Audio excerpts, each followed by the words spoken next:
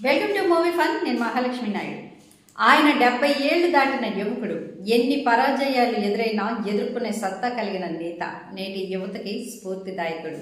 ముందు తరాల భవిష్యత్తుకి పునాది బాటలు వేసే రాజకీయ నాయకుడు ఆయనే చంద్రబాబు నాయుడు.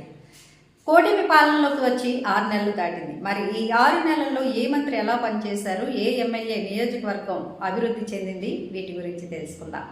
చంద్రబాబు నాయుడుతో పాటు పని విషయంలో పరుగులు పెట్టడం ఎవరికీ సాధ్యం కాదని చెప్పాలి. ఆయన్ని పనిరక్షకుడు అని కూడా అంటూ ఉంటారు. 30 ఏళ్ల క్రితం బాబు సీఎంగా ఎంత చురుగ్గా డైనమిక్గా ఉండేవారో ఇప్పుడు అదే హుషారుతో పనిచేస్తున్నారు. బాబు తనతో పాటు తన సహచర మంత్రులు అలాగే పరుగులు తీయాలని కోరుకుంటున్నారు. అంతేకాదు వారికి కూడా పారామీటర్స్ పెట్టి టెస్ట్ని చేస్తూ ఉంటారు.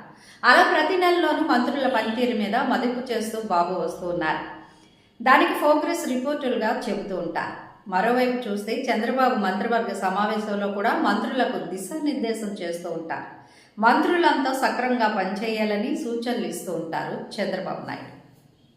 ఇవన్నీ పక్కన పెడితే కూటమి ప్రభుత్వ పాలన 6 నెలల కాలం పూర్తయింది. దాంతో మంత్రుల పనితీరు మీద ముఖ్యమంత్రిగా చంద్రబాబు ఖచ్చితమైన అంచనాలకు వచ్చారని అంటున్నారు. ఆయన అందరి మంత్రుల పనితీరును ఎప్పటికప్పుడు చెక్ చేసుకుంటూ వస్తున్నారు. ఎవరెవరు తమ వద్దకు వచ్చిన ఫైళ్లను క్లియర్ చేస్తున్నారు, ఎవరి వద్ద ఎక్కువగా పెండింగ్లో ఉన్నాయన్న దాని మీద కూడా బాబుకు పూర్తి స్థాయిలో నివేదికలు ఉన్నాయి. ఇదే విషయమై మంత్రివర్గ సమావేశంలో కూడా ఆయన మంత్రులతో చెప్పారట. దాంతో చంద్రబాబు దృష్టిలో బాగా పనిచేస్తున్న మంత్రులు వీరేనంటూ ప్రచారం అయితే సాగుతోంది. ఆ మంత్రులు ఎవరు అంటే ఆ జాబితా కూడా ఆసక్తికరంగా ఉంది. బాబు పెట్టుకున్న బెంచ్ మార్క్ని రీచ్ అయిన మంత్రులుగా చూస్తే ఉప ముఖ్యమంత్రి పవన్ కళ్యాణ్ మొదటి ప్లేస్లో ఉన్నారట.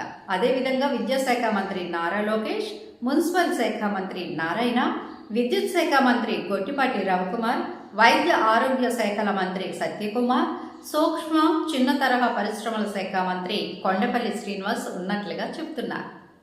ఇక ఇదే టైంలో చంద్రబాబు కొంతమంది మంత్రుల పనితీరు విషయంలో అసంతృప్తిగా ఉన్నారని అంటున్నారు.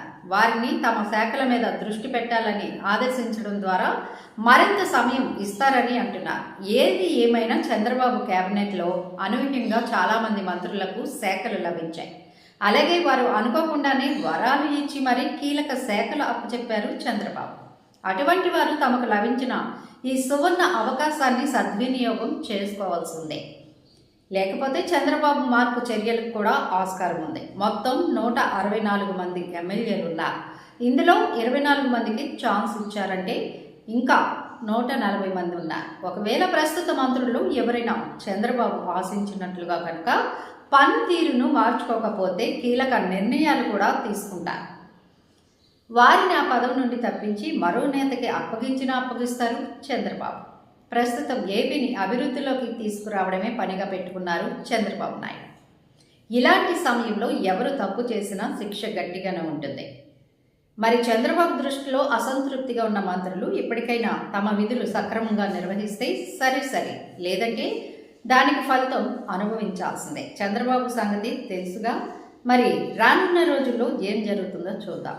మా వీడియోస్ కనుక మీకు నచ్చినట్లయితే లైక్ చేయండి, షేర్ చేయండి, సబ్స్క్రైబ్ చేయండి.